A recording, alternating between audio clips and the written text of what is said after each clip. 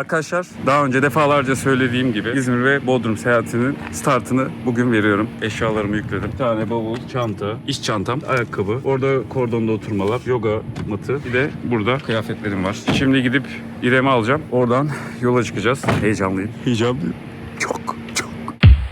Shake it like you mean it, baby. Come on and dance with it. Come on. Shake it like you mean it, baby. Come on and dance with it.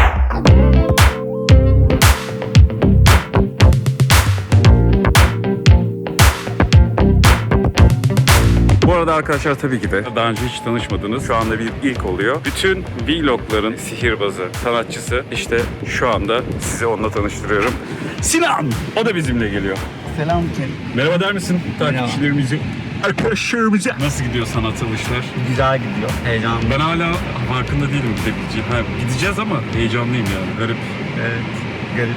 Arkadaşlar merak ediyordunuz işte kameraman dediğiniz, kurgu dediğiniz, sanatçı dediğiniz Sinan. Şimdi İrem'i alırken de orada biraz çekeriz arkadaşlar. Sonra yolda çekim yapacağım.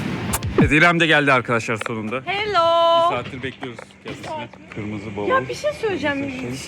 Bunlara ne gerek vardı? İndirmedin arabadan. Orada kordonda otururuz dedik bro. Tamam. Hepimiz hazırız ya. Hepimiz hazırız. Hazır mıyız? Hazır mıyız? Hazır mıyız? İzmir'e doğru gidiyoruz.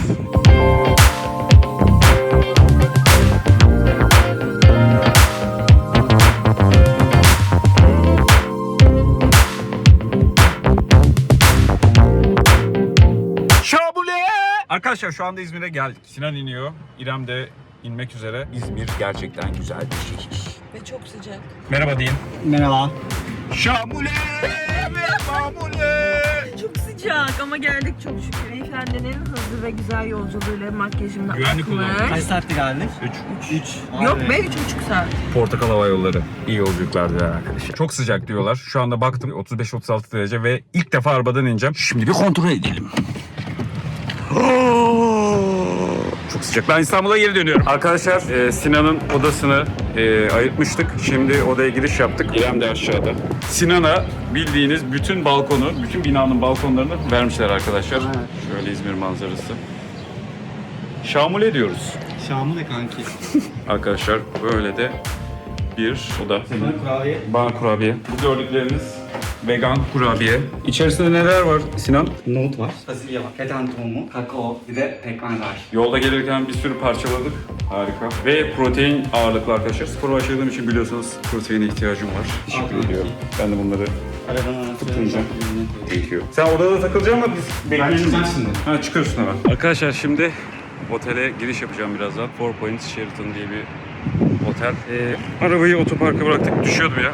Şimdi biraz da odayı göstereyim size yukarıda. Bu arada 30 dakika sonra ilk gösterimiz var. Kumburgaz Villası. Daha eşyalarımı bırakacağım arkadaşlar. Bir sürü şey var. Odamız 616 arkadaşlar. Yapıyoruz. 9. kat. Böyle bir oda. Girişte sağda bir tane televizyon var. Fena bir oda değil. Çok büyük değil. Ama en azından 9. katta o sevindirici. Burada bir banyo var. Burada bir portmanto, vestiyer alanı var. Burada da bir tane çalışma masası var. Büyük ihtimal bilgisayarımı buraya koyacağım. Burada çift kişilik bir yatak. Ardından da bir adet balkon var arkadaşlar. İlk defa çıkıyorum ben de. Balkondan çığlıklar atabilirim. Şamile ve mamile diye bağırasım geliyor. Arkadaşlar şimdi taksi bekliyorum. Nergis'in yanına gideceğim. Yemek yiyeceğiz birlikte. Konak Pierre diye bir yer. Ben de giyindim. Böyle bir tipim şu anda. Nergis'e de ilk defa karşı karşıya oturacağız. Çekim programını konuşacağız. Nerelere gideceğiz, hangi evleri çekeceğiz. Çok güzel evler varmış evinde. Ben meraktan çatlıyorum. Bunlardan bir tanesi olabilir. Böyle rezidans. Yiğit Portakal İzmir'de. Arkadaşlar Nergis'le buluştuk ve Nergis'i ben de ilk defa gördüm. Fotoğraftakilerinden daha gerçekçi. Merhaba. Ne yapmam gerekiyor şimdi? Bile bekledim bakayım gerçekten. Burası Konak Pierre. Konak bir yerdeyiz şu anda. North'tayız. Deniz kenarı masa ayırmamışlar bize ama gene de mutluyuz. Ama manzara çok güzel. Ya sizin için geziyorum deyip yalan söylüyorum. Tabii de kendim geziyorum. Arkadaşlar Nergis beni 26 yaşında zannediyormuş. Bizim seninle hiçbir şey bilmiyoruz. Yaşını bile bilmiyorum. Hırlı mıdır, hırsız mıdır, kaçakçı mıdır? Görüşürüz.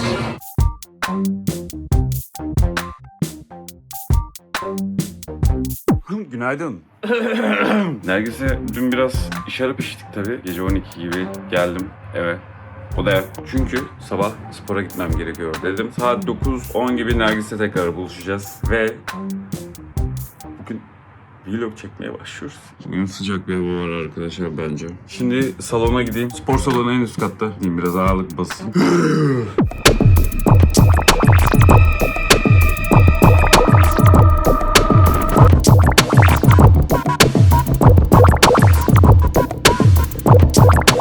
Arkadaşlar, Nergis'le şimdi İzmir seyahatine başladık. Başlıyoruz. Sıcak. Ben başta otoparka girerken biliyorsun bu ne ya çok soğuk demiştim hava da şimdi Rüzgar öyle değil. esince serin zannetti ama hiç öyle olmayacak. bu Heyecanlı iş. mısın? Birazcık. Ne kadar? Dün daha rahattı. Bu kadar mı? Dün daha rahattı. Birazcık heyecanlıyım. Öyle mi? Şu anda gerildin yani. Abla sağ ol. Yine de yakışır. Arkadaşlar şapkamı takacağım kusura bakmayın. Şu an neredeyiz? Neredeyiz şu an? Şu an neredeyiz? Saat Kulesi'ndeyiz. İzmir'in meşhur bir yeri mi burası? İzmir'in sembolü. İzmir'in sembolüymüş arkadaşlar. Biliyorsunuz bütün İzmir seyahatinde İzmir'i adım adım gezmeye çalışacağım. İzmir'e gelmeyenler için İzmir'i tanıtacağım arkadaşlar. Bak bu sıcakta şey yapıyorum, yorumları, like'ları zaten en önemlisi abone olmayı unutmamaları gerekiyor. Abone olsunlar, Arkadaşlar siz çok beğensinler, seviyorum. yorum yapsınlar. Evet. Şimdi bu saat kulesi arkadaşlar bu bir saat kulesi. Peki bunun içeriği nedir? Önemi nedir yani Nergis? Yani İzmir'in sembolü olmuş ama gerçekten tarihi hikayesini bilmiyorum. Öyle mi? Zamanında saate bakmak için yapmışlar herhalde. Aynen öyle. Etrafında çeşmeler var. Herkesin İzmir'e gelir gelmez klasik fotoğraf çekildiği nokta. Ha. Buluşma yeri olarak Biz de çekelim belirlediği fotoğrafları nokta. bu arada. Biz de çekilelim. Buradan su içiliyor mu? Şu anda içilmiyor artık. Yok, Herhalde bunun insanlar başında bunu bir şey yok. kötü kullandılar. Aynen. O yüzden arkadaşlar biz elimizde sularla geziyoruz. Böyle bir avlu gibi bir yer burası. Evet, Kemeraltı'nın Alsancak'la bağlantısı aslında. Şu tam ne? olarak. İzmir Hükümet. Hükümet Konağı. Oo, arkadaşlar şuna bakın. Ama şu an kötü bir inşaat alanı var maalesef Dizi gibi. şansımıza. İnanılmaz güzel. Aktif olarak çalışıyor mu? Evet, Vay aktif be. kullanılıyor. İzmir güzel ya. İzmir'e ikinci gelişim falan arkadaşlar bu arada. Burada bazı yapılar var, yeni yapılar. Onlar ne? Nergis Hanım. Biraz ağır kaldınız. Karşı tarafımız Konak iskelenin olduğu yer, vapur Evet. iskelesi. Arka tarafımız Kemeraltı. Bugün Alsancak'a döneceğiz. Açız şu anda aslında. Normalde ilk Boyoz Aç ayı oynamaz. gelecektik ama ilk buraya geldik. Boyoz etkinliği. Oradan Kıbrıs Şehitleri Kordon devam edeceğiz. Devam edeceğiz. Ben bu arada arkadaşlar kemerimi unutmuşum. Sürekli video boyunca bunu çekip duracağım. Çünkü bir kişi daha girer bana bundan. Şuna bak. Yani bu arada burada binlerce güvercin mi? Kumru değil mi? Ya Nergis sen hiçbir şey Bilmiyorum. yani biraz öğren ya. Hadi yemleyelim. Şimdi onları yemleyeceğiz. İlk defa böyle bir şey yapacağım hayatımda. Abladan alacağım onu. Ne abi o? Beslemek için mi veriyorlar? Sen şu Ha? Abi sağ ol. Sağ olsun gezdiriyoruz. Eyvallah abi sağ ol. Kalmayın. Güzelim Allah İzmir sana ya. razı olmuş. Güzelim İzmir. Ne bu abi? Ben Komposto mu? istemiyorum. Dut suyu. Dut suyu. Ne kadar abi? 4-8. Geliyor. Şunu bir Geliyor. tutsana abi. Tabii. Abi sen mi yapıyorsun bunları? Bir tane yeter mi? Ayaküstü sattın abi valla. İşimde İyi ayaküstü satış. abi. Ha? Teşekkür ederim. İşinde ayaküstü Şimdi o. ayaküstü abi. Yok. Aşk ayakta başlar, yatakta biter. Sağ ol baba. Abla büyük ne kadar? Tam o büyükten alalım biz. Arkadaşlar abi Ayaküstü ne aldın? ayaküstü kilitledi gitti. Kara dut suyu. Ve güzel değil mi? Bak güzel. Şunun tadına bak. Ver Ben onu. yemi aldım. Çok romantik. Ha. Komposto gibi ya. Biraz tatlı. Abla. Şekerli. Abla valla elim dolu, her yerim dolu. Ver kıza ver, güzel Ay, istemiyorum. maşallah. Ben verdim ona ya. Sabah da verdim. Gel bir fal bakayım sana. İstemiyorum abla sağ ol. Ne kaçıyor kız öldürmeyeyim ben. Hoşuma gittin gelsene. Sağ ol Güzel ablacığım. bir şey gördüm sende. Gel. Abla bunlar nasıl yemleniyor? Hemen atıyorsun geliyorlar mı? Şunu koyayım mı abla şuraya? Hadi koy bakalım. Sen atını kırmayalım. Canım. İzmirli misin abla? Evet. Vallahi çok Ben- sıcak İstanbul. İstanbul da güzel. Güzel ama kalabalık abla. Evet orası çok nefes alamıyorsun. Burada daha samimiyet var gibi sanki. Evet. Ama İstanbul'dan gelenler hep öyle diyor. Evet. Nedense İzmir'i daha çok seviyorlar, daha çok beğeniyorlar. Çoğu İstanbul'dan buraya taşınmaya çalışıyorlar. Mikrofon abla. Öyle mi? Sen ben televizyona mı vereceksin? Aynen Meşhur abla, oldun. YouTube kullanıyor musun abla? YouTube ne? Abla şimdi bunlar kumru mu güvercin mi? Az önce onu tartışıyorduk biz. Güvercin. Güvercin bak. Kumru böyle mi olur? Kumru beyaz olur. Kumru beyaz rengi. Kumru beyaz mı? Ya. Evet bak biliyor. Nasıl biliyorum ama. Ablacığım şimdi biraz besleyeyim ben. Yavrucaklar yesin. Bence benden daha iyi besleniyor bunlar tüm gün. Baksana. Sen çalışıp kazanabiliyorsun. Onlar çalışıp kazanamaz ki. Sen ben verirsen yiyecek. Sen ben Aa, o vermezsen solucan yemeyecek. avlıyor o da. Yok onlar solucan avlamıyor. Devamlı burada bunlar. Solucan ablamı unuttular demek ki. Evet. Yem yemekten unuttular. Kira elektrik su parası yok. Beleş. Bir mesaj mesajın var mı dünyaya? Dünyaya huzur ve mutluluk versin. Bir de o korona hastalığını inşallah tekrar yaşamayız. İnsanlar kardeş olsun hepsi. Tüm dünyaya sağlık, huzur ve barış diliyoruz. Evet, barış diliyoruz. Kardeş olalım. Zaten kardeşiz ama unutuyoruz bazı yerde. Kardeşliği hatırlatmak lazım. Ablacığım teşekkür ederiz. Çok güzel Ben teşekkür konuştun. ederim, tatlım. Biz biraz gezmeye devam edelim. Gezin bakalım. Hayırlı gezmeler. Hayırlı Bereketli işleriniz olsun. Arkadaşlar hayatımda ilk defa böyle bir şey yapacağım. Hemen gelecekler mi buralara? Deneyeceğim. Hadi. Ben senin arkana saklanacağım şimdi. Koşarlar Şöyle. buralara. Serpiştirir gibi. Dostum bir saniye üstüne gelecek. Vay adam. Görmedim ben seni. Olmadı. Ne yapıyorsun? Uçuşmadılar. Bence toklar. Abla toklar bunlar da galiba. Değil bak. O kadar havadan atma. Şöyle yerden Abi, serpiştireceksin. Çipet pet pet pet pet. Cibili cibili şak şak şak şak. Kaç mı? Sorte attı. Hiç böyle beklediğim etki yok ya. Bunlar tok güvercin. Hadi devam edelim. Nereye gidiyoruz Nergis? Kemer atma şimdi girmeyeceksek bence boyoza devam edelim. Boyoz. Ha şey o ünlü. Acıktık. Ben hiç kahvaltı. yemedim daha önce. Boyoz, yumurta, peynir. Boyoz, yumurta, Ve çay. peynir. Dostlar Fırını'na İzmir'in en meşhur kahvaltılık yiyeceği. Senelerdir duydum. Hiç yemedim abi. Hiç yemedin mi? Hiç. İstanbul'da falan da yapmaya başladılar. yemedim. Çok keyifli ve Dostlar beğenecek Fırın'da miyiz çok fazla arkadaşlar, değil mi? çeşit var. Ispanaklı, patlıcanlı, Hadi ya. çikolatalı. Börek mi bu? Değil aslında ince ince hamur şeklinde açılıyor. Kat kat ağzına o çıtırtısı gelen harika bir yiyecek. Ağzına o çıtırtısı gelen harika bir yiyecek. Kuşlara yem, kuşlara yem. Konaktaydık. Alsancak'a geri dönüyoruz. Alsancak'a geri dönüyoruz. Burada da bir tane Konak Pierre diye bir zaten şey vardı. Dün Restoranların oradaydık. bulunduğu. Dün oradaydık. Orayı da biliyorsunuz. Yani biraz böyle şey gibi İstanbul, Taksim değil mi? Gibi. Taksim Dolmabahçe. Işınlanalım. Direkt boyozcuda. Hadi ışınlanalım. Ne yapıyoruz? Sıçrayacağız yukarıya. 3-2-1 deyip Yiğit Portakal Ya diyeceksin. mikrofon, Yiğit Düşmez, Portakal düşmez. mı diyeceksin? Evet. Evet, Nergis Erişir diyelim. Ha Yiğit portakal diye. Tamam. Portakal. Tamam. Selamlar. Çantam düşmüş. Hadi. Biz ışınlanıyoruz arkadaşlar yine her zamanki gibi. Ama Kahvaltıya gidiyoruz. nasıl ışınlanıyoruz? 3, 2, 1 bir. say. 3, 2, 1. Portakal. Hızlı ve sıcak. Neresi burası? Dostlar Fırını boyoz yemeye Meşhur bir yer geldik. mi? Ha boyoz yiyeceğiz. İnanılmaz meşhur. Arkadaşlar ilk defa boyoz yiyorum bu arada hayatımda. Hep duydum. Benim çoğu arkadaşım da Her yemiştir. zamanki gibi çok kalabalık Bu saatte var. mesela restoranların çoğu boş. Burası full. Ve nerede oturacağız bilmiyorum. Bildiğiniz sıra var arkadaşlar. Bayağı yoğun ve öğlen saati. Hangi Demek ki çeşitleri bayağı tadacaksın? meşhur. Neler var? Neli var? Çikolatalı var mı? Çikolatalı var, enginarlı, mozzarella'lı, patlıcanlı güzel oluyor. Ben çikolata alayım. Alıyorsun, kağıdın içine koyuyorlar, yiyorsun, sonra çıkışta ödüyorsun. Güven var yani müşteriye. İstanbul'da böyle bir şeyin imkanı yok tabii. İstanbul'da sen boğ derken parayı alıyordun. Sıcaktan gittim artık. Çok sıcak. Yumurta yiyecek misiniz? Buranın yumurtası da farklı bu arada. Kahverengi renkte fırında pişiyor. Yumurta Siyah. boyasının içinde mi? Kağıtta veriyor komple. Hayır, boyozun yanında yiyorsun. Haşlama. Sen yiyecek misin? Yerim. Hadi yiyelim. Protein de alalım biraz arkadaşlar. Köy yumurtası mı? Doğada gezenler. Gezen yumurta. Gezen. İçeceği oturunca söylüyoruz.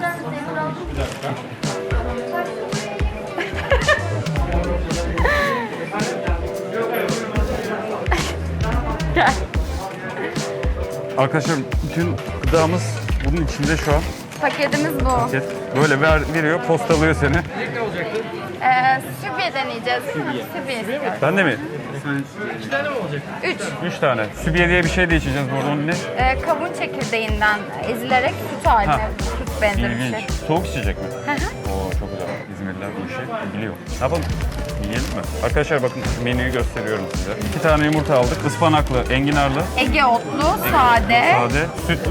Böyle. Yumurtanın rengi çıkıyor mu? Ha, bunu Fırında pişiyor. Hayır, bu kabuğu soyulmuş hali. Aa. Kahverengi böyle. Nasıl oldu bu? Fırında piştiği için. Öyle mi? O yüzden Protein farklı. kaynağını daha çok tutuyor. Bu Aynen. da sübiyeymiş arkadaşlar. Kavun çekirdeğinin sütü. Değil mi? Evet. Kavun çekirdeğin özünün sütü suyu. Sütü ve suyu. Test ediyorum. Cheers. Cheers. Çok güzel. Bence çok ferah, gayet güzel. Çok güzel. Bence çok şimdi sağlıklı bu. hangisi Arkadaşlar sade? ikisini içmeniz lazım bundan. Evde yapılıyor mu bu? Markette satılıyor. Yani çok zor. Hı hı. İsmi kötü biraz. Evet, Sübye. ne olduğu ürkütüyor az. Hangisi Evet, neli? yemeğe başlayalım. Bak bence şu ıspanaklı olabilir.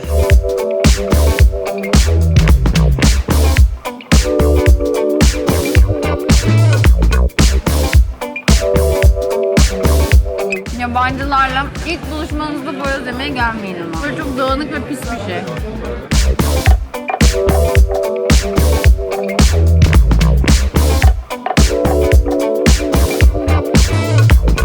Hani zeytinli portakalda bir tane zeytin koyuyorlar ya içine. Şu adam diyor ki zeytin Sadece- diye üflemiş. İçinde zeytin çiftliği var bunun.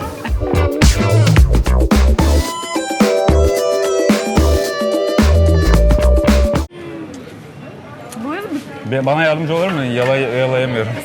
Çok sıcak. Beğendim ben bu arada. Ödemeden kaçalım. Nasıl? Denize girelim ya bundan sonra.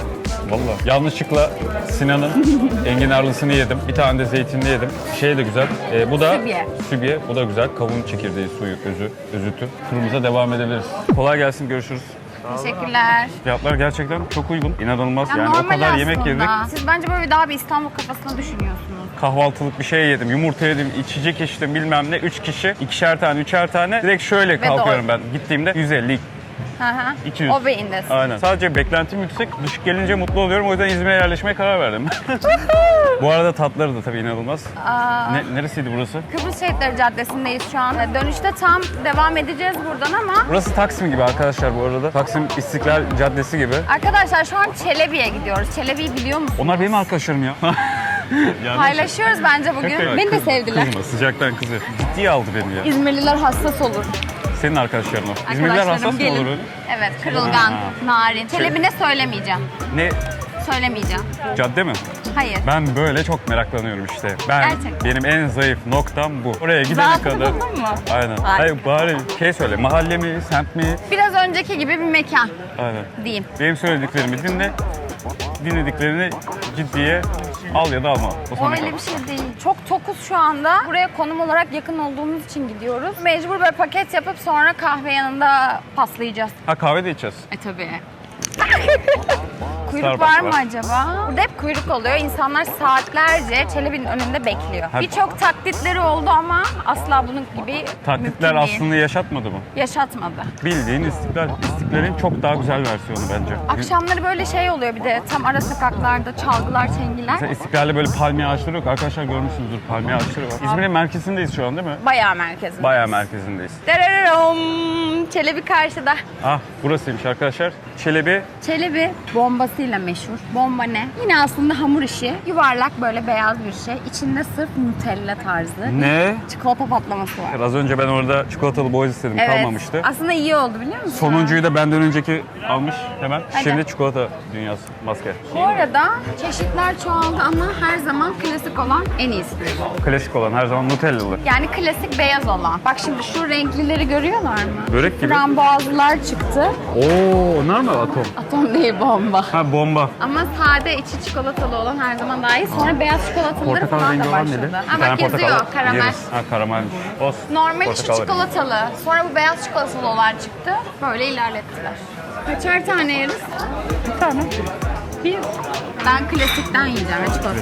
Çikolatalı. O zaman paket Arkadaşlar yaptırıyorum heyecanlıyım. bunları. Bunu da ilk defa yiyorum bu arada. Ben Turuncudan mı? klasik, Klasik ya klasik. klasik ya klasik.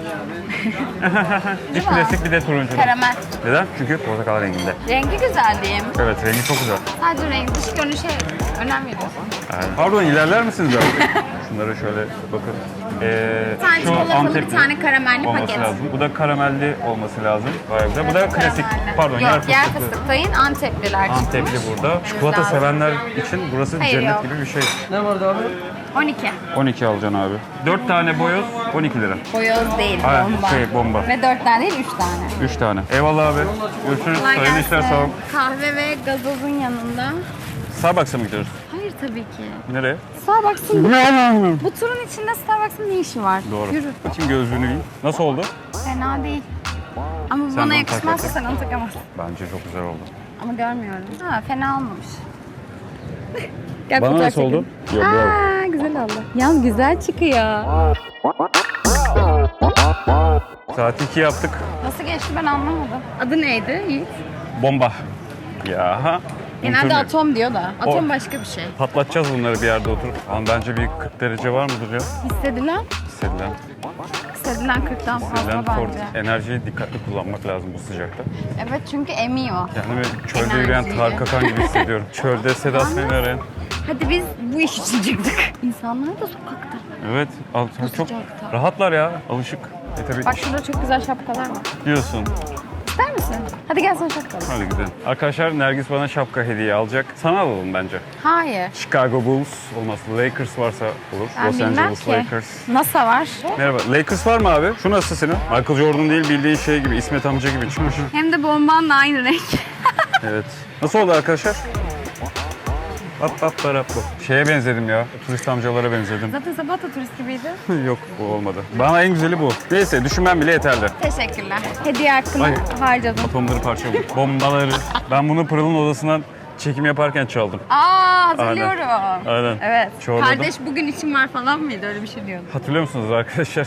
Ya şu arkaya döner misiniz? Buraya belki tekrar gelemeyiz. Aa, burası ne? Bence gel bir girişik yapalım. Barlar var burada. Barlar sokağı mı? Ya Muzaffer İzgi Sokağı aslında İsmi çok karşılıklı güzel. böyle akşam birası. Biz İzmirliler biraz keyfine düşkünüz. Seversiniz. Şu cumbalı konaklar o kadar güzel ki. Aa. Ve hiç eski havasını da kaybetmedi. İnanılmaz güzel ya. Böyle karaoke barlar falan var Ne burada. kadar tatlı. Gece kulübü sokağı burası değil ama. Aa, burası değil. Burası Hayır. pub gibi. Pub sokağı. Akşamüstü birası. Oradan girelim. Gönül Yazar Sokağı. Bütün cadde isimleri böyle mi? Sokak isimleri? Evet. Arkadaşlar, Bir tek bütün Gül sokak Sokağı- isimlerine yazar ve sanatçı isimleri vermişler. Gül Sokağı'nın oraya geçtiğinde biraz daha İtalya Sokağı, Meksika Sokağı böyle isimler geliyor. Burada sıra sıra kahveciler var aslında. Ha, kahve mekanları. Evet.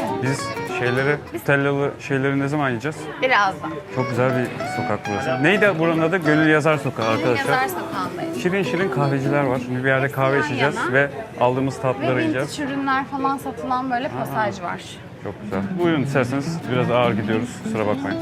Bir erkek her zaman centilmen olmalı arkadaşlar. Asıl şu erkeklik vantilatörün- centilmenlikte ve kibarlıkta yatıyordu. Karşıdaki Özgür. vantilatörün güzelliğini görüyor musun? Nerede? Ben Ha, onun orada oturmak istiyorum. ben onun içine girmek istiyorum direkt. İçinde bir yaşam kurmak Yani istiyorum. burası böyle şey, Aynen. Alaçatı Alaçatı. cumba havası böyle. Evet, çok güzel. Alaçatı'ya gidemeyenler için böyle Şu an aynanın yerler birine poz yapmışlar. verebilirdik. Nasıl poz verelim? Asla zaten kim olduğumuz belli olmuyor. Okey. Bu gözlük bana pek yakışmadı ya. Hadi değişelim. Hadi gel. Rahat ama yakışmadı. Kendime yakıştıramadım. Bence ağır geldi bir süre sonra. Evet. Yanları kemik ya. Güzel şey yapıyor. Güneş kesiyor bu arada. Let's go. Okey. Arkadaşlar burası çok farklı bir konsepte. Sadece gazoz ve kahve var. Ve tamamen antika böyle. Sadece bir Eskici. mekan mı? Evet şurası. Ha. Sadece gazoz satıyorlar. Aynen öyle. Arkadaşlar şu anda Gazozlara gel. Münir'edeyiz şu anda. Münire diye bir mekandayız. Sadece gazoz satışı var ve çeşit çeşit gazozlar kahve. var. Ve kahve var. Çeşit çeşit gazozlar var. Bak şimdi. Ankara, Bakıyorum. Bor, Bursa, Bursa gazozu, Zafer gazozu, Denizli. uzay gazozu. Özellikle bir öneriniz var mı? Ben şu uzay portakalı istiyorum. Tatlı da yiyeceksin ama bak çok Ha. karıştırma bence. O zaman Bomba aldık bir de. Yani aslında bomba yiyeceğim çok bay mısın diyorsan sana şunu öneririm. İzmir'in en eski gazozlarından biri. Suga. Çok yüksek asitli bir gazoz. Asitinden dolayı çok tatlı hissettirmez. Yani en az tatlı hissettiren gazoz budur. o zaman ondan içeyim ben bir tane. Bak Bor mesela damla sakızı da yine Ben onu hafif bir merak şey. ettim bence. Kahve? Gazoz kahve güzel olur. 3 tane Türk kahvesi alsak. Sade değil mi? Sade. Şöyle oturalım, sandalyeleri biraz buraya çekebiliriz belki. Yazarsa afiyet olsun. Teşekkürler. Bu da Ve- pikniğimizin geri kalanının Evet devamı. onu artık bir tık sonra. Ha bu Leblebi. geldi. Gazoz. Hepsi geldi arkadaşlar. Valla üçlü döneceğiz ama ağzınız ona göre değil. Kendi sesini duyuyorum. Şu anda Çünkü ben tadına bakmak istiyorum. suda sodası içiyorum. İzmir'in en eski sodasıymış arkadaşlar ve Evet. tadınıza sizin bakıyorum falan. Bu da Niğde-Bor damla sakızla. Ben onun da tadına bakacağım. O neli? Artık Bademli. iğrenme Dutch yok Bubbles. bu gezide. Yani arkadaşlar o kadar sıcak ki bu yetmiyor bile. Bunlar 700 tane falan lazım. Güzel. Ver bakayım onu. Şişe. Mikroplar. Aa, bu da güzel. Değil mi? Damla sakızı. Güzeldi. Arkadaşlar Sen bunu içtin Bor mi? damla sakızı çok güzel. O neli? Bademli. Dutch Datça. Bubbles. Bu da güzel ya. Burayı İzmir'de herkes bilir zaten. Tabii normalde bu saat çok uygun değil. Yazın İzmirliler bu saatte dışarı çıkmaz zaten. Normal bu sıcakta. Yani. Bizim gibi sapıklar.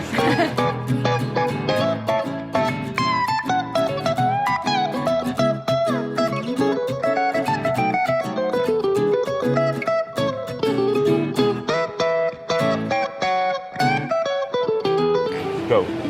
Şimdi bombaları yiyeceğiz arkadaşlar.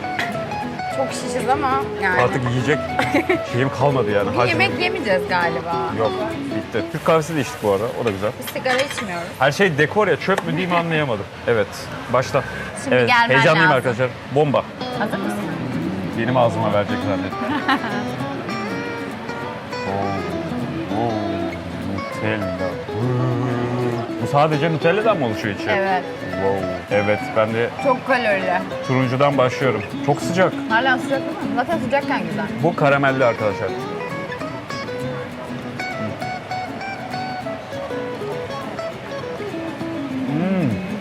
Nasıl? Bu ne be? Tatlı krizine birebir. İzmirli kızlar bayılıyor mu? İzmirli kızlar bayılıyorsa biz de bayılır. Her şeyi çok hızlı yiyorsun. Niye böyle? Normal. Böyle yenmez bu. Tadını çıkara çıkara yiyeceksin. Tamam arkadaşlar. Tadını çıkara çıkara ye dedi. Biliyor. Ya. Ya of. Beni ilgilendirmiyor, başın çaresine bak. Hayır. Hayır. Çok iyi bence. Şekerim çıktı lan. Başım dönüyor.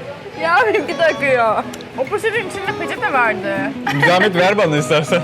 Acı çekiyorum burada. Güzel güzel. Benimki de bulaştık ya. Ha. Yalnız çok karıştırdık, çok yedik ve hep hamur yedik var ya. Çok yürümemiz lazım. Bu arada yürüyüş yapalım, tamam mı biraz? Eritelim diyorsun. Yani çünkü çok yedik. Vallahi yoruldum. Bomba patladı arkadaşlar. Bomba. Bakar mısın? Çok çirkinleştik gerçekten ya. Sabah her şey çok güzel başlamıştı. Seçkin seçkin Amerikanımızı yudumluyorduk. Nasıl bu hale geldik? O onunla temizlenmez bence. Neyle temizledin? Elini normal böyle haşır huşur yıkaman lazım. Bu ne ya? Ya Yiğit kendine gel ya. Ses. Bunlar ne böyle? Duvar Arkadaşlar görselleri bu bakın. ara çok... bak orada Bunu- çıkma mı var gene? Normal random Çıkamam. yani herhangi birileri mi gelip yapıyor? Evet. Yoksa belediye hizmeti mi? Hayır. Ya bunun daha büyükleri var ama biz oraya girmeyi unuttuk. Şu an geri dönmek için çok sıcak hava. Nefes alamıyorum. Sıcak etkisini arttırmaya başladı. Gel şunun Evet. aynısını yapalım. Aha kavga çıktı. Maç var bence. Hep öyle olur ya. Burası okul mu? Özel İtalyan ilkokulu. Italiano sen seversin. Gracias. İspanyolca değil. Grazie. Picasso gelip çizmemiş mi bunları caddeleri, İzmir caddelerini? Aynen. Picasso demiş ki ya şu İzmir caddelerini gideyim boyam, halka hizmet eden, sonra da geberip gidelim bu dünyadan. Şimdi ne yapacağız biliyor musun? Sen kendini bir saldın. Nereye Aynen. gittiğini bilmiyorsun. Ben böyle, Sen niye bana bu kadar güveniyorsun? ben kendimi tamamen teslim ettim. Bak güven Niye şeyini öyle de yapalım. yaptın? Bak böyle yaparım. Bırakırım kendimi sana. Ben bırakamam. Şimdi ne yapıyoruz? Muzaffer İzgi'den geçtik ya. Şimdi Gazi Kadınlara gireceğiz. Bu caddede güzelmiş. Doğada oturuyormuş gibi böyle hissiyatı var. Asma yaprakları falan. Çin yemekleri falan da var burada. O ne lan orada ne oluyor? Dikkat et. Neredeyiz biz? Şu an Gazi Kadınlar orada mı kaldı, burada mı? Burası gel. Ya cık cık çıkıyoruz yalnız, efsane. Arkadaşlar şimdi Gazi Kadınlar Sokağı. Burada da gece kulüpleri var. Wow. Ama hepsi böyle yine o cumbalı konaklardan. Eski popülerliği açıkçası İzmirli'ye göre kalmadı. Ha. Çünkü yıllar önce üniversite zamanı yaşlılar ortaya çıktı. Takıldığınız zamanlar. Ya saat 2'de şurada kuyruk vardı. Çok güzel cumbalı evlere yapmışlar gece kulüplerini. Şu restoran o değil. İçleri nasıl acaba gece kulüpleri? Yüksek tavandır büyük ihtimal. Tabii. Selamünaleyküm abi. Kaça burası? Bir gece kulübü Selamünaleyküm yaparız. Senden de iyi gece kulübü işletmecisi olur ha. Aa. Yapsana be. Sercan, abileri o masaya al bro. Ay baksana şunların güzelliğine ama. Dutluk. Burada da güzel bir bar var arkadaşlar. Bak bu bina çok güzelmiş arkadaşlar bakın. Bu da Duck diye bir gece kulübü. Çok Şu an açılıyor mu meşhurdu. gece bunlar? Artık şimdi pandemi bitti tabii açılıyor. Böyle bir Irish pub'a benziyor. Dış alanlarında da normal oturma dışınlar gibi sandalye alanları oluyor. Antalya apartmanı. Antalyalıların oturduğu ev burada herhalde. İstanbul'da böyle çılgın şeyler yok. Yani baktığında değil mi arkadaşlar? Şıkır şıkır yerler yok böyle. Çok bilmiyorum. Özenen, bezenen tarz dükkanlar Bu yapan taraf değil mi? daha Değil 80'ler mi? 90'lar var. Vecihi. Vecihi. Hürkuş. Vecihi Hürkuş. Pilot olandı değil mi o? Kıbrıs şehitlerinden bu ara sokaklara geldiğimizde direkt kordona çıkıyoruz. Ha kordon. Aynen. Yani aslında bizim her sokağımız denize çıkıyor. Öyle düşün. Öyle düşün. Zaten İzmir'in haritası basit gibi arkadaşlar. Ben biraz anladım. Sağım deniz, solum... Ters ol. Sağım şehir, solum... Nereden ne diyecektim geldiğine lan? bağlı. Böyle Deniz. gelirsen Ama böyle olursam sağım deniz, solum şehir. Yani hep böyle bir basit bir mantığı var. bir şekilde yolunu bulursun yani. Karışık değil, çok rahat. Şu an neden esiyor? Çünkü kordona Deniz. çıkıyoruz. Ha, Buradan alır her şeyini. Hop çimler. Çimlere. Çimlerde içiyorlar hep böyle. Tabii daha Muhabbet akşamüstü ediyorlar. saati. Bayağı esiyor. Oh be. Her kollarımın altı pişti. Bu arada kordonda evler hala çok pahalı. Çok pahalı. Biraz işimize de dönersen. Aa, ev fiyatları nasıl burada hakikaten? Şu an bu kordonda. Arkadaşlar şimdi o meşhur kordona geldik. Sıcak vurmaya başladı biraz ama biraz deniz tarafına doğru da gidelim. Burada arkamızdaki o kordonun evlerini göstereceğim ben size. Önemli bir detay. Burada akşamları ben resimlerde görüyordum bu arada, videolarda. İzmirliler, Hatta siz şu an geliyorsunuz, bence oturuyorsunuz. Çiğdemlerden görebilirsiniz yerlerdeki. Akşam herkes grup halinde, Ya ama koloniler halinde ama Ya- böyle olmamalı. Arkadaşlar yani böyle bir hayat var mı ya? Olmamalı. Yani yiyip içip sıçıp, kusura bakmayın da beni ilk defa ciddi görüyorsunuz. Şu korkunç bir şey ya. Gerçekten Aynen çok öyle. korkunç bir şey. Herkes oturduğu yeri temiz tutarsa bütün oturduğumuz yerler temiz kalır. Çok sinirlendim ya. İzmir'de Anladın mı? Hani böyle Yiğit. gerilerek yürüyorum. komple bisiklet yolu var. Kesintisiz, şu sahil hattında. Şimdi de kordondaki evleri gösterelim. Biraz eski. Ortalama ne kadar oluyor fiyatları? 2, 3, 4, 5. Vay artı. Efendim abi. Geliyoruz abi. 2-3-4 milyondan başlıyor daire ettiğine Aynen göre öyle. herhalde. Bazısı Yani çok yapılı ya da işte özel tasarımlı daireler de oluyor. yeni olsa daha yüksek. 5-6 milyonun olacak. Kesinlikle. O yüzden kentsel dönüşüme girerse eğer bayağı yükselecek Evet. bir bölge. Kordon güzel. Uf! Anne ya! Bu ne ya? Bu ne? Arkadaşlar bu kadar yeşilliğin ortasında çamur buldum ya. Şu an hala kordondayız arkadaşlar. Kordon full çim ve restoranlar var arkadaşlar. Kahveciler. Gül Sokak'a doğru gidiyoruz galiba. Ah evet. Sevinç Pastanesi göstermemiz lazım. Sevinç Pastanesi İzmirliler için çok önemli diyor. Çok önemli. Buluşma yeri çünkü. Neredesin? Sevincin önünde buluşuyoruz. Karşıya mı Hadi geçiyoruz? gel. Evet. Sağa baktık, sola baktık. Nergis, sağda bakma, Sinan, sen bakarsan saygılar. tamam. İyisin değil mi? İyiyim. Ama çok sıcak. Yani bir İzmirliyi sen başka türlü asla gezdiremezsin şu saatte gerçekten. Nerede? Bir dayandı diyordur. İstanbullular da kafayı sıyırmış diyorlar. Olabilirler bence. Bence Sıcak. onlar geziyor. Biz daha keyfimize düşkünüz. Kesinlikle. Oluyor. Bu ne ya? Bu şey değilmiş sıcakta be. Sıcakta buharlaşan Nergis. Havada gezen Nergis. Kıbrıs şehitlerinin arka sokağı burası. Kordonun da aslında bağlantı yolu. Burada da dükkan ve restoranlar var. Evet. Araç trafiği yok normalde. Araç trafiği yok. Yine kahveci var. Evet biz kahveye de çok düşkünüz Arkadaşlar galiba. bol bol kahveci var. Sen kaç tane içiyorsun günde? 3-4 tane. 3-4 tane. Arkadaşlar siz de yorumlara yazın kaç tane günde kaç tane içiyorsunuz. Bir analitik çıkaracak. Bakalım. Şey yapıyorum böyle Aileniz ayrıştırıyorum. ne kadar ortalama kahve içiyor? Türk Ben kahvesini günde 2 sayıda tane 3 tutuyorum. tane içiyorum. Türk kahvesi mi peki? Filtre mi? Filtre. Sırf. Aynen. Türk kahvesi yok. Pek yok aynen. Onu görüşmelerde mecbur içiyorsundur. Aynen. Şimdi önemli bir bilgi vereceğim. Ha, evet. Normalde Biliyoruz. şu koca köşe komple Sevinç Pastanesi'ydi. Ama sonra insanlar burada oturmayıp sadece önünde buluştuğu için adam biraz küçülmeye gitti mecburen. Ha. Anladın mı yani? Büyükse derdin de büyük olabiliyor bazen. Ay çünkü sadece buluşuyor ya adam kahve içmiyor orada. Ha. Kazanamadı yani. Oturuyorlar bir de içinde. Ben Oturuyor seninle kalkıyor. buluşuyorum, oturmuyorum. Ha. Sadece buluşmak için kullanıyorum. Masada. Kapının önünde. Ha, kapının önünde. Anla yiğit bir şey. O yüzden küçüldü burası. Kavruldum. İçimdeki sıcağı attım orada. Gel. Vay babu. Sen keşke şort giyseydin. Keşke ya. Geç geç geç geç. Koş kız. Gevrek. Gevrek. Öyle mi bağırıyorlar? Gevrek. Gevrek. Yani. Yiğit. Yapacaksın o Ona bir girecek. zarar gelse şimdi başımıza bela çıksın. Özgürce konuş. Özgürce konuş. Adamın ağzından lavlar çıkıyor gibi ama. Burası da okul bu arada. Burada okuduğunu düşünsene. Okuldan kaçardım ki. Okula gitmezdim Bunun ki ben. devamı artık Gül Sokak. Bunu O- yalnız soğuk. Sen ciddi misin? Şu anda 3 kişi bunun için savaşacağız. Aç sana bir yudum ikram edeyim. Sana güvenmiyorum. Aç ağzını Ben aç. güvenmiyorum. Aç aç aç. Dur bir dakika. Aç biraz daha. Nasıl dökeyim Aa. orada? Ha. Uf başıma güneş geçti ve güneş koruyucu bütün Al. etkisini çıkardı şu anda. Arkadaşlar gerçekten aşırı sıcak. Şey Sen yapmak. denizde olmalıydık. Evet. Yandım. Sana bir şey söyleyeyim mi? Ensen kıpkırmızı olmuş. Arkadaşlar çölde kalırsanız suyu böyle harcamayın. İçin. Çok sulusun şu an. Gerçekten rahatladım ama var ya. Bu arada da vlogu çekmeden önce de şuydum. Hava gayet güzel ya. Soğukmuş ya. Artistik yapıyordun. Ben ameliyatına oldum arkadaşlar bu arada. Bittik. Sinan da gitmiş. Sen Şu- garantiye almışsın kendini. Biliyoruz bu işi. Genel bir ulaşım bilgisi vermek istiyorum. İzmir'de her noktadan otobüs, birçok noktadan dolmuş diyoruz minik şeyler. Tramvay, metro, izban, vapur, her noktada bisiklet. Bütün sahil boyu kullanabiliyorsunuz. Kredi kartıyla çok kolay alıyoruz bisikleti. Bu arada martılar başladı bir de son olarak. İlla araba ihtiyacınız yok burada gezmek için. Ama klimalı araba iyi oluyor. Ben koptum arkadaşlar. Ben duşa girdim. Ya çölde yürüdüğünü falan düşünsene. Biz burada yürüyemiyoruz. Dubai'ye mi gitsek? Çölde yaşayanı gidelim hadi. Hadi. Hadi ilk kucaklar. Hadi. Hadi. Aa, araba geliyor Sinan çok. Kaç kaç kaç kaç kaç. Yanıyorum. Bursalılar mağaza açmış buraya. Çok kötü espri değil miydi ya? Allah kahretsin, bazen kendimden nefret ediyorum sırf bu esprilerden dolayı. Bir sokağın girişindeyiz Burası şey gibi, Nişantaşı gibi. gibi. Güneşten yürümeyelim. Öldüm. İçimde bir şey var. Ejderha var şu anda. Bu ejderhayı bir şekilde çıkarmam gerekiyor. Nergis. Meksika sokağı. Şu sokak. Burada da yine butikler var. Yine restoranlar devam ediyor. Bu arada bu yolun Rose sonundaki Starbucks Reserve. Ne demek o? Normal Starbucks kahveleri dışında Farklı. özelleri de yapan Starbucks. Burada o da. Duralım, Bence güzel. dinlenelim mi? Bence dinlenelim. Tamam. Arkadaşlar gerçekten çok yorulduk. Starbucks çok uzakta mı? Yok, köşede o da. Hadi gidelim. Arkadaşlar size sihirbazlık Kolaps. numarası. Bak, kısa bir sihirbazlık. Belli olmadı sanki, anladın mı?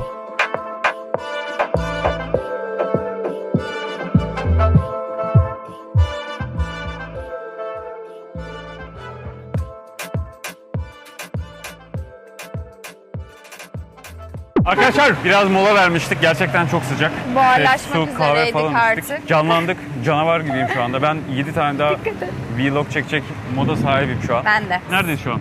Şu an neredeyiz? Lozan Meydanı'ndayız. Kültür Park yani fuar alanına giriş yapıyoruz. Karşımızda arkamızda kaldı Lozan Pastanesi, buranın meşhur yerlerinden. Aynı şekilde meydanın karşısında Atatürk Lisesi var.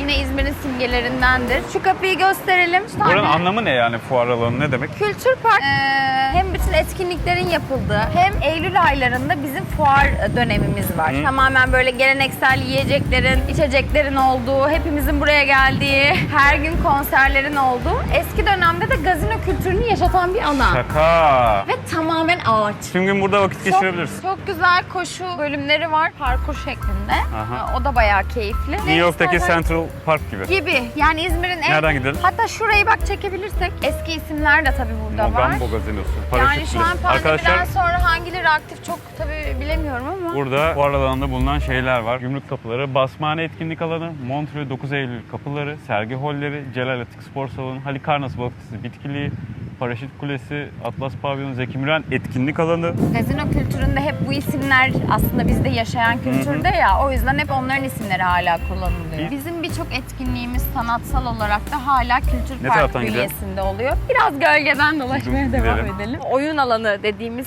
fuar bölümü de var. Bazı dönemlerde kapalı oluyor ama genelde açık oyuncaklar. Bir de dönemsel hangi tarihte Nisan ayıydı sanki kitap fuarı oluyor. Onlar da ayrı böyle hol şeklinde fuar alanlarında sergileniyor. O da çok keyifli. O da çok iyi. Burası çok iyiymiş ya. Evet. Dışarısı 40 derece, burası 30 derece ya. Başım döndü abi. Sıcak. Şekerim yükseldi. Ay, devam etmem lazım yürüyüşe. Burada hani böyle şu. Evet. Evet abi. Yok, bu enerji bu kadar. Bakın arkadaşlar, size Elvan Abelegese koşusu yapıyorum. Hani bu uzun Ya. koşu. Hani uzun koşacağı için hani az enerji tüketiyor. Bak kollar böyle değil. Şu. Elvan Abelegese. Evet. Saat şu an 4. Hava 33.4 derece. Az önce biraz abinin yanında uyudum. Bu arada bahsettiğim bisikletler burada da var. Aslında çok büyük kolaylık her yeri gezerken. Yaşamak faaliyet demektir. Mustafa Kemal Evet, Atatürk. yasak. Arkadaşlar her yerde Atatürk'le alakalı Yazılar etkiyi var. görebiliyorsunuz. Yaşamak faaliyet demektir. Faaliyet. Faaliyet değil. Faaliyet. Yiğit seni şimdi Pakistan pavyonuna götürmek istiyorum. Selamünaleyküm abi. 3 kişiyiz abi. Geliyoruz. Oha bak şurası ne kadar güzel bir alan ya. Abi niye İstanbul'da böyle şeyler yok? Biz de oraya geldiğimizde aynı şeyleri söylüyoruz. Ha ne diyorsun? Niye böyle oluyor? Mesela sanatsal olarak sadece burası var. Mesela biz Zorlu PSM'miz yok. Atatürk'le İsmet İnönü önemli şeyler tartışıyor. Şu hale bak, şu görüntüye bak ya. İnanılmaz. Evet, Fotoğraf burası çok çekilmişsindir keyifli. burada kesin daha önceden. Çekinmemişimdir biliyor musun? Burada Arkada fotoğraf Lord of the çekinelim. Rings'in göz var. Görüyor musun? Gel. Lord of the Rings'in göz parçası.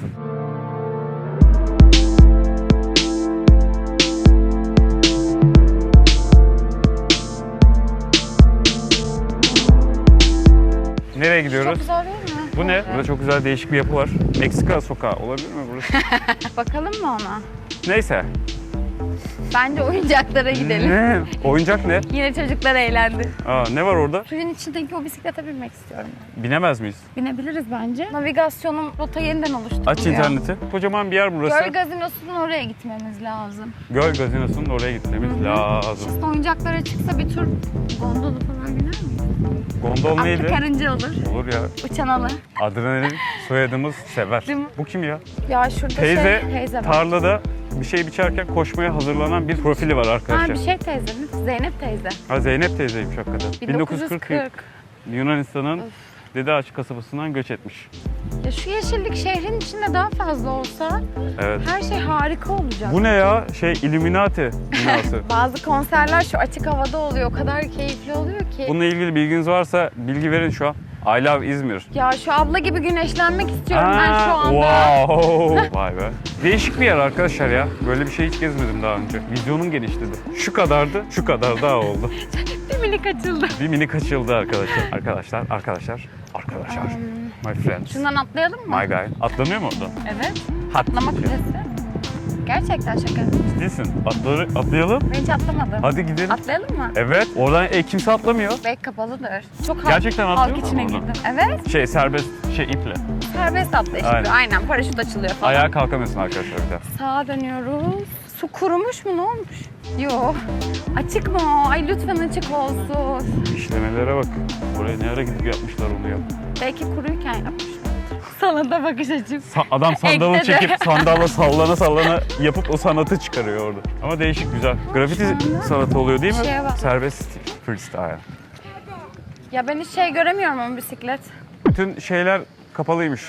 Oyuncaklar. Atlama, zıplama, Çocuklar gondol, mondol. üzüldü. Ne yapalım? Şamule ve mamule.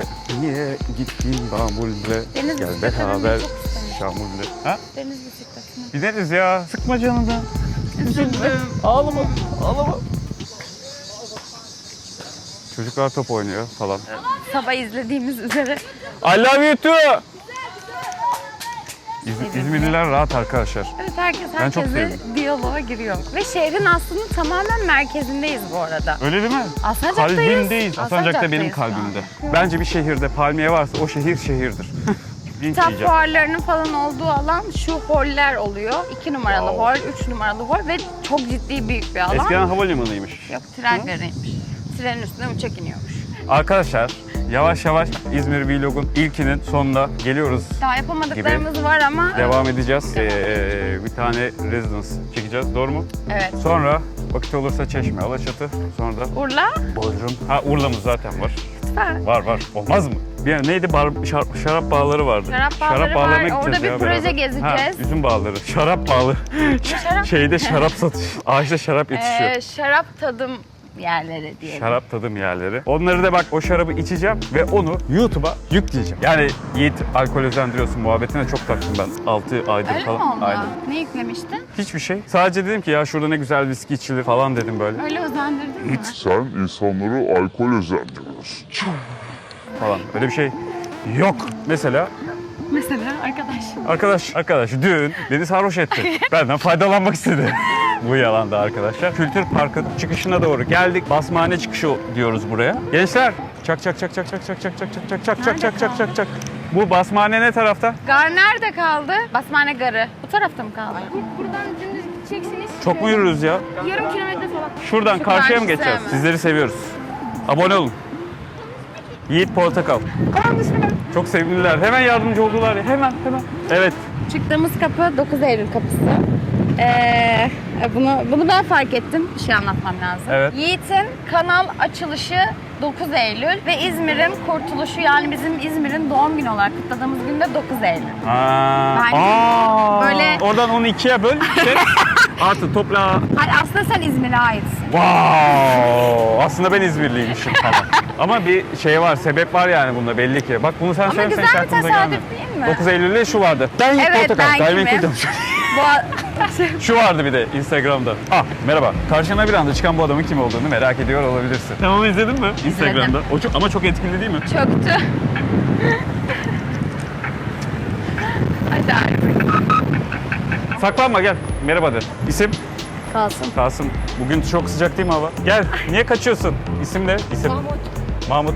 YouTube'a ne söylemek istersin? Bir mesaj ver. Ne söylüyorum abi? Ne olmak istiyorsun bence? Araba, tamirci, Kendi iş yerin olsun istiyorsun değil mi? Sen? baskıcı. Yes. İkiniz de çok güzel cevaplar verdiniz. Yiğit Portakal. Abone olun. Haftaya izlersiniz videoyu. Tamam. Sizleri seviyoruz. Görüşürüz. Çocukları seviyorum ya. Onlar da seni Samimiler. Kandırdım. En sıcak zamanda enerjim yerine geldi yalnız, farkında mısın? Neden öyle oldu? Çocuk görünce. Hem de video kapanırken bu garip oldu ama yeni açıldım diyebilirim. Yalnız bir şey söyleyeyim, Nergis'e biraz sıcak vurdu. Yandı biraz. Bak kafası falan yanmış. Bence biz buradan denize gidelim. Arkadaşlar denize gitmeme izin verirseniz. Araba. Hoppa. Abi bir saniye. Şu an neredeyiz arkadaşlar? Şu an Basmane'nin tam göbeğindeyiz. Basmane'nin tam göbeğindeyiz. Basmane Garı. Gar. Arkadaşlar şu an dondurma kokusu alıyoruz ama nereden kokuyor ya? Biz galiba serap görüyoruz ha. Ne kadar güzel bir yapı ya. Alsancak Garı da aynı böyle. Girecek miyiz? Ne yapacağız? Ben anlamadım. Yani- Pesco'da falan bir sürü iş ya. Evet. Arkadaşlar Şu bitirelim dışına burada. baksak yeter evet. Maskeyi de hep Arkadaşlar kapıydı. gerçekten enerji tükenmiş vaziyette. Ben daha çekime devam edeyim de Nergis çok yoruldu. Şimdi yarın öbür gün her gün çekimlere devam edeceğiz. Urla, Çeşme ve İzmir merkez ve daire videosu da gelecek. Böyle kısa bir İzmir'i tanıyalım dedik. Ben İzmir'i merak ediyordum. Bugün çok teşekkür ediyorum. Mikrofonları. Mikrofonları kır. Hala çalışıyor mu hala? Çalışıyordur. Kanalıma abonesin değil mi? Evet. Daha dün yeni abone oldum. Arkadaşlar kanala abone olmayı, Beğenmeyi. Başka ne yapılıyor? yorum yazmayı. Yorum yazmayı. Orada burada bahsetmeyi. Cristiano Ronaldo ile kapatacağım. Ronaldo'nun gol attıktan sonraki sevinci. Bir sonraki vlog kadar kendinize çok iyi bakın arkadaşlar. Sizi çok seviyorum. Aklımda kalanlara selam söyleyeceğim. Optimus Prime, Emre Teo Vatansever, Yusuf Dilmen seni çok seviyorum. Ala Nur seni çok seviyorum. Hepinizi çok seviyorum. Şu anda aklıma gelenler bunlar. Eren Ökten, Eren Tezerleri de ayrı seviyorum. Leon, bro, you're my guy. Tüm ailemizi kucaklıyorum. Bir sonraki vlogda görüşürüz.